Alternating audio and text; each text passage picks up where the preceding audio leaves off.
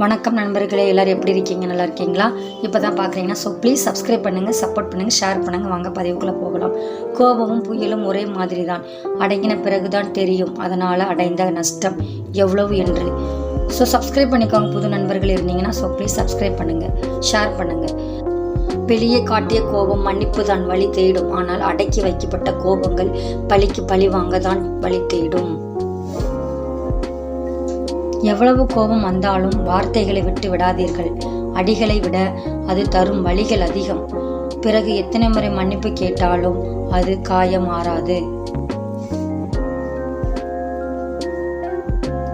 சின்ன சின்ன விஷயத்திற்கெல்லாம் கோபப்படுபவர்கள் முன் கோபக்காரர்கள் என்று இல்லை.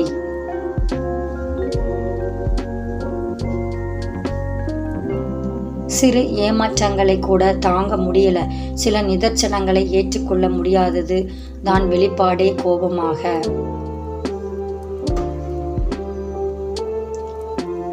அதிக கோபப்படுபவர்களிடம் பழகி பார்த்தால் தெரியும். அவர்களுக்கு பொய் சொல்ல தெரியாமல் மனதில் பட்டது பேசிவிடுவார்கள்.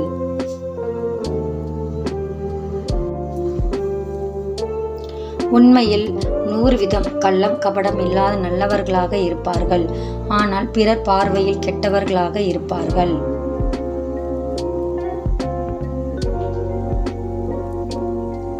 உண்மையில் தப்பாக இருப்பவர்களுக்கு கோபம் பொய்யாக வரும். உண்மையாக இருப்பவர்களுக்கு கோபம் திமிராக வரும்.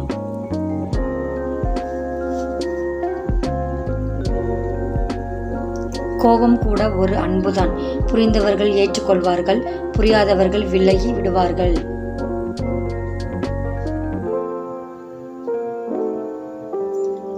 நேர்மையானவர்களுக்கு கோபம் அதிகமாக வரும். பொறுமையானவர்களுக்கு இரக்கம் அதிகமாக வரும். துரோகிகளுக்கு நடிப்பு நல்லா வரும். ஏமாற்றக்காரர்களுக்கு பொய்ய கூட உண்மையை போல் பேச வரும்.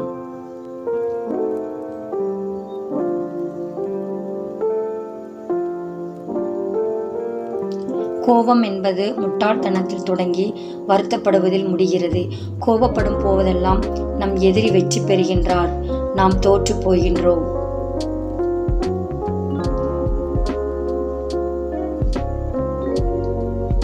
உனக்கு பிறர் மேல் கோபம் வந்தால் நீ அமைதியாக இரு. பிறருக்கு உன்மேல் கோபம் வந்தால் நீயே பொறுமையாக இரு.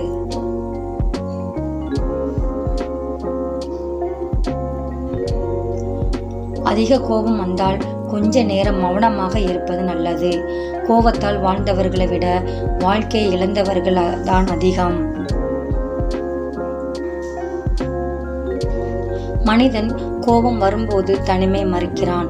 அந்த நேரத்தில் தான் இப்போது கோபமாக இருக்கிறேன் என்ற மனதில் ஒரு முறை தோன்றினாலே போதும், அதன் வேகம் பாதியாக குறைந்துவிடும்.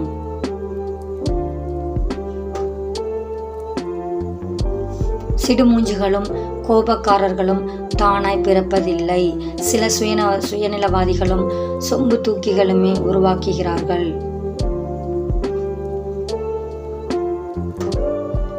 உனக்கு ஒன்று பிடிக்காத போது, உன்னுடன் யாரும் பேசாத போது, உன்னை குறை கூறும் போது, உனக்கு கோபம் வரும்போது, உன்னை வெறுக்கும் போது, உனக்கு பிரச்சனை வரும்போது மௌனம் ஒன்றே சிறந்தது.